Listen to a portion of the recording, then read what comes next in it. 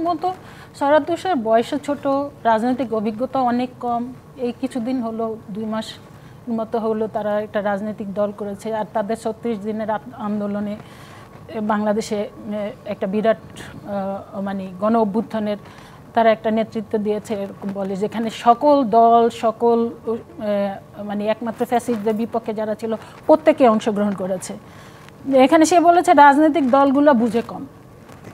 আমি এটা আপত্তি জানাচ্ছি তীব্রভাবে, কারণ সৈয়দ তুষার আমি আগেও দেখেছি সে কথা বলার সময় আসলে চিন্তা করে না যে রাজনৈতিক দলগুলো সম্পর্কে সে মানে একটা ওপিনিয়ন দেওয়ার আগে একটু চিন্তা ভাবনা করে দেওয়াগুলো একটু যদি আমি একটু দুই নাম্বার না একটু আমি শেষ করি তারপরে বলবে, তারপর ইসের সময় বলুক। তারপরে আরেকটা বলছে জবাব দিতে হবে বিএনপিকে।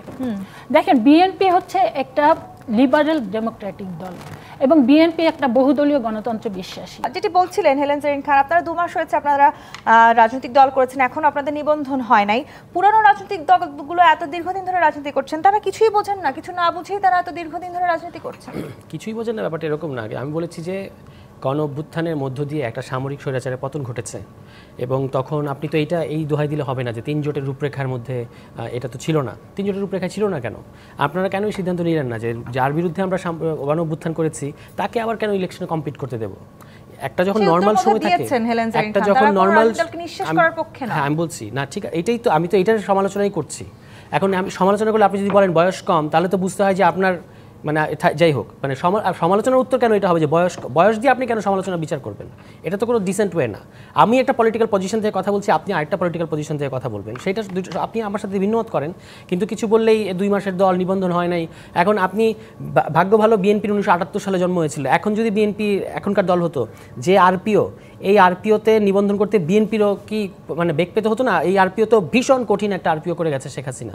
কমিটি করব, তারপরে আপনার ভোটার যে 200 উপজেলায় লাগে যা যা করতে হয় সেই কাজগুলো আমরা করে এই জুনের মধ্যে আমরা নিবন্ধন জমা দেবো, তারপর তো নিবন্ধন পাবো। এখন তার আগ পর্যন্ত তো এই কথা এখন এই জুন পর্যন্তই বলতে পারবে যে নিবন্ধন তো আপনাদের নাই। জুনের পরে যখন আমরা নিবন্ধন অ্যাপ্লাই করবো তখন কি প্রশ্ন করবে সেটাও ভেবে রাখতে হবে এখন। কিন্তু যেহেতু আমাদের দেশের রাজনৈতিক দলগুলো এই ব্যাপারগুলো একটু কম বোঝে, এই কারণে তারা জাতীয় পার্টিকে রাজনীতিতে পুনর্বাসন করেছে, এবং জাতীয় পার্টি প্রত্যেকবার আপনার হয় আওয়ামী লীগ অথবা বিএনপি, যেহেতু তাদের নামে বিভিন্ন মামলা ছিল, বিশেষত হোসেন মোহাম্মদ এরশাদের বিরুদ্ধে মামলা ছিল, তাকে এই মামলাটা ব্যবহার করেই, মামলার চাপগুলো ব্যবহার করেই আপনার হয় আওয়ামী লীগ, কখনো আওয়ামী লীগ কখনো বিএনপি তাদেরকে রাজনীতিতে আসলে ব্যবহার করেছে, বেশিরভাগ করেছে আওয়ামী লীগ। এমনিতে আমরা তো জাতীয় পার্টির বিগত 15 বছরের ভূমিকা বাংলাদেশের জনগণ দেখেছে। এছাড়াও জাতীয় পার্টি 90-এর গণ অভ্যুত্থানের পর থেকে সবসময় হয় আওয়ামী লীগ অথবা বিএনপি এই রাজনৈতিক দলগুলোর মানে লেজুর বৃত্তি করাটাই তার রাজনীতি হিসেবে নিয়েছে।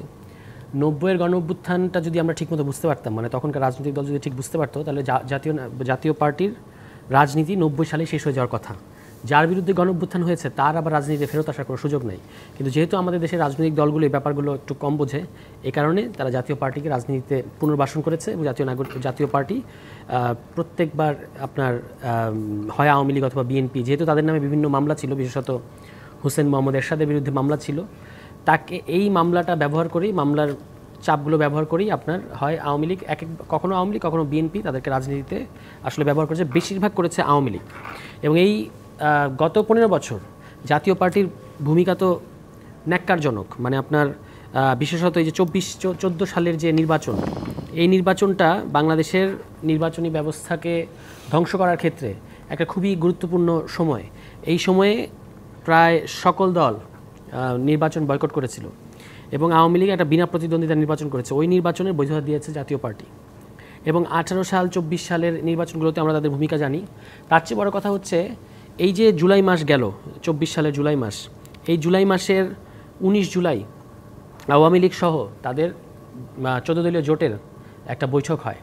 ওই বৈঠকে কিন্তু মানে আন্দোলনের উপর গুলি চালানোর সিদ্ধান্ত হয়, এবং সেখানে এই 14 দলের সকল দল ছিল, কারফিউ জারি করা এবং আন্দোলনের উপর গুলি চালানো, এটার সিদ্ধান্ত ওই মিটিং থেকে আসে। এবং তারপরে আমরা জাতীয় পার্টিকে দেখি নাই যে তাদের অবস্থান পরিবর্তন সংক্রান্ত কোনো ধরনের থিসিস কিংবা অবস্থান পরিবর্তন করার তারা যে ভুল করেছে এটা তারা কখনো পরিষ্কার করে বলে নাই। চালাকি করলে তো হবে না, মানে আপনি যদি বারবার একটা চালাকি করেন যে হ্যাঁ মাঝে মাঝে টুকটাক লিপ সার্ভিস দেন, কিন্তু আসলে আপনার রাজনীতিতে থিসিস পরিবর্তন বলতে কোনো জিনিস নাই। আপনি এই যে কি কারণে একটা রাজনৈতিক দল আরেকটা ফ্যাসিবাদের, আপনি কি বুঝতে পারছেন না যে 14 সালের নির্বাচনটা পরিবর্তনটা যেটা আপনার যে পরিবর্তনের কথা আপনি বলছেন সেই পরিবর্তন হলেও বা কি আপনারা চান তারা রাজনীতি করুক? আপনি তো শুরুতেই বলেছিলেন যে সেটা তো পরের ব্যাপার, নিশ্চিহ্ন হয়ে যাওয়ার কথা যে রাজনৈতিক দলের বিরুদ্ধে গণঅভ্যুত্থান হয়েছে। হ্যাঁ না অবশ্যই, মানে সেটাই আমি বললাম, কিন্তু তারা আছে, এটাই হলো দুর্ভাগ্যজনক ব্যাপার। হুসেইন মোহাম্মদ এরশাদের বিরুদ্ধে গণঅভ্যুত্থান হওয়ার পরে তিনি কিভাবে রাজনীতিতে পুনর্বাসন হয় এবং লাল গোলাপ নিয়ে মৃত্যুর আগ দিন পর্যন্ত তিনি রাজনীতিতে থাকতে পারলেন, এটার জন্য তো আমরা আওয়ামী লীগ তো গণ, এটার জন্য তো বিএনপিকে জবাব দিতে হবে যে কিভাবে থাকতে পারলো। আর আওয়ামী লীগকে তো অবশ্যই জবাব দিতেই হবে, কেন আপনি একটা গণঅভ্যুত্থানের মধ্যে দিয়ে পতিত সামরিক স্বৈরাচার তিনি কিভাবে রাজনীতিতে আসতে পারেন? আসতে পারার কথা না। সব রাজনৈতিক দল নিশ্চিহ্ন হতে থাকবে কি তাহলে? না একের পর এক রাজনৈতিক দল, আপনি রাজনৈতিক দলের সংজ্ঞার মধ্যে এরা পড়বে কিনা সেটা হচ্ছে আগে প্রথম কথা। এখন যেমন আওয়ামী লীগের ব্যাপারে আমরা বলেছি যে আওয়ামী লীগকে প্রমাণ করে আসতে হবে কোর্টে যে আওয়ামী লীগ রাজনৈতিক দল, কারণ আওয়ামী লীগ যে কাণ্ডটা গত 15 বছর করেছে এটা কোনো রাজনৈতিক দলের বৈশিষ্ট্যের মধ্যে পড়ে না।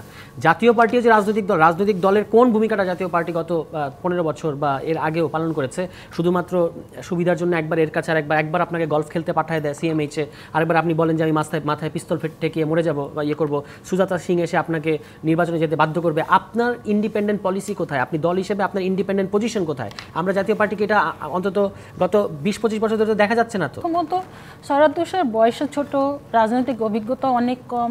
এই কিছুদিন হলো 2 মাস মতো হলো তারা একটা রাজনৈতিক দল করেছে, আর তাদের 36 দিনের আন্দোলনে বাংলাদেশে একটা বিরাট মানে গণ অভ্যুত্থানের তারা একটা নেতৃত্ব দিয়েছে এরকম বলে, যেখানে সকল দল সকল মানে একমাত্র ফ্যাসিস্টদের বিপক্ষে যারা ছিল প্রত্যেকে অংশগ্রহণ করেছে। এখানে সে বলেছে রাজনৈতিক দলগুলো বুঝে কম। আমি এটা আপত্তি জানাচ্ছি তীব্রভাবে, কারণ শরৎ তুষার আমি আগেও দেখেছি সে কথা বলার সময় আসলে চিন্তা করে না যে রাজনৈতিক দলগুলো সম্পর্কে সে মানে একটা ওপিনিয়ন দেওয়ার আগে একটু চিন্তা ভাবনা করে দেওয়াগুলো একটু যদি আমি একটু আমি শেষ করি তারপরে বলবে, তারপর ইসের সময় বলুক। তারপরে আরেকটা বলছে জবাব দিতে হবে বিএনপিকে। দেখেন বিএনপি হচ্ছে একটা লিবারেল ডেমোক্রেটিক দল এবং বিএনপি একটা বহুদলীয় গণতন্ত্রে বিশ্বাসী। বিএনপি সত্যিকার অর্থে কোনো দল ব্যান করাতে বিশ্বাসী না। বিএনপি বিশ্বাসী হলো যে যদি কোনো দলকে মানে প্রত্যাখ্যান করতে হয় সেটা জনগণের কাছে যেতে হবে, ভোটের মাধ্যমে তারা প্রত্যাখ্যিত হবে। কোনো দল যদি নিকৃষ্টতম কাজ করে, কোনো দল যদি স্বৈরাচারী ভূমিকা নেয়, তাহলে সেই জন্য তো ভোটের যাবে, নির্বাচনে যাবে, নির্বাচনে তারা জনগণের দ্বারা প্রত্যাখ্যিত হবে। এটা হলো বিএনপির মানে বিএনপির যেটা চিন্তা কিংবা বিএনপি যেই আদর্শ বিশ্বাস করে সেটা হচ্ছে বিএনপির নীতি। তো সেখানে বিএনপি সেই জায়গাটায় এখনও অটুট আছে এবং সেই কারণেই জাতীয় পার্টির ব্যাপারে যদি বলতে হয় তাহলে অবশ্যই এই জাতীয় পার্টির বিরুদ্ধে তো আমরাই দীর্ঘ 9 বছর মানে হোসেন মোহাম্মদ এরশাদের সেই স্বৈরাচারের বিরুদ্ধে দেশনেত্রী বেগম খালেদা জিয়া এবং আমরা জাতীয়তাবাদী ছাত্র দল দীর্ঘ 9 বছর আন্দোলন করেছি, সংগ্রাম করেছি। সেই সময় আমাদের অসংখ্য নেতাকর্মী গুম হয়েছে, খুন হয়েছে, অনেকে জীবন দিয়েছে এবং আমাদের নেত্রী দেশনেত্রী বেগম খালেদা জিয়াকে বারবার করে তাকে আত্মগোপনে যেতে হয়েছে, বিভিন্নভাবে নির্যাতিত হয়েছি, নিপীড়িত হয়েছি। তো এর বিরুদ্ধে তো আমরাই দীর্ঘ আন্দোলন করে হোসেন মোহাম্মদ এরশাদকে কিন্তু আমরা পদচ্যুত করলাম। আমি নিজে ছাত্র নেতৃত্বে ছিলাম, আমি ইডেন বিশ্ববিদ্যালয় কলেজে। জাতীয় পার্টিকে নিজেদের রাজনৈতিক প্রয়োজনে ব্যবহার করেছেন। দেখেন আমরা যেটি বলছিলেন হেলেন জেরিন খান, আপনারা 2 মাস হয়েছে আপনারা রাজনৈতিক দল করেছেন, এখন আপনাদের নিবন্ধন হয় নাই। পুরানো রাজনৈতিক দলগুলো এত দীর্ঘদিন ধরে রাজনীতি করছেন, তারা কিছুই বোঝেন না, কিছু না বুঝেই তারা এত দীর্ঘদিন ধরে রাজনীতি করছেন। কিছুই বোঝেন না ব্যাপারটা এরকম না। আমি বলেছি যে গণ অভ্যুত্থানের মধ্য দিয়ে একটা সামরিক স্বৈরাচারের পতন ঘটেছে এবং তখন আপনি তো এই দোহাই দিলে হবে না যে 3 জোটের রূপরেখার মধ্যে এটা তো ছিল না। 3 জোটের রূপরেখা ছিল না কেন? আপনারা কেন এই সিদ্ধান্ত নিলেন না যে যার বিরুদ্ধে আমরা গণ অভ্যুত্থান করেছি তাকে আবার কেন ইলেকশনে কম্পিট করতে দেব? একটা যখন নরমাল সময় থাকে, একটা যখন নরমাল, হ্যাঁ আমি বলছি না ঠিক, এটাই তো আমি তো এটার সমালোচনাই করছি। এখন আমি সমালোচনা করলে আপনি যদি বলেন বয়স কম, তাহলে তো বুঝতে হয় যে আপনার মানে যাই হোক, মানে সমালোচনার উত্তর কেন এটা হবে যে বয়স দিয়ে আপনি কেন সমালোচনা বিচার করবেন? এটা তো কোনো ডিসেন্ট ওয়ে না। আমি একটা পলিটিক্যাল পজিশন থেকে কথা বলছি, আপনি আরেকটা পলিটিক্যাল পজিশন থেকে কথা বলবেন, সেটা আপনি আমার সাথে ভিন্নমত করেন, কিন্তু কিছু বললেই 2 মাসের দল নিবন্ধন হয় নাই। এখন আপনি ভাগ্য ভালো বিএনপির 1978 সালে জন্ম হয়েছিল, এখন যদি বিএনপি এখনকার দল হতো, যে আরপিও, এই আরপিওতে নিবন্ধন করতে বিএনপিরও কি মানে বেগ পেতে হতো না? এই আরপিও তো ভীষণ কঠিন একটা আরপিও করে গেছে শেখ হাসিনা। কমিটি করব, তারপরে আপনার ভোটার যে 200 উপজেলায় লাগে যা যা করতে হয় সেই কাজগুলো আমরা করে এই জুনের মধ্যে আমরা নিবন্ধন জমা দেবো, তারপর তো নিবন্ধন পাবো। এখন তার আগ পর্যন্ত তো এই কথা এখন এই জুন পর্যন্তই বলতে পারবে যে নিবন্ধন তো আপনাদের নাই। জুনের পরে যখন আমরা নিবন্ধন অ্যাপ্লাই করবো তখন কি প্রশ্ন করবে সেটাও ভেবে রাখতে হবে এখন। এই জায়গা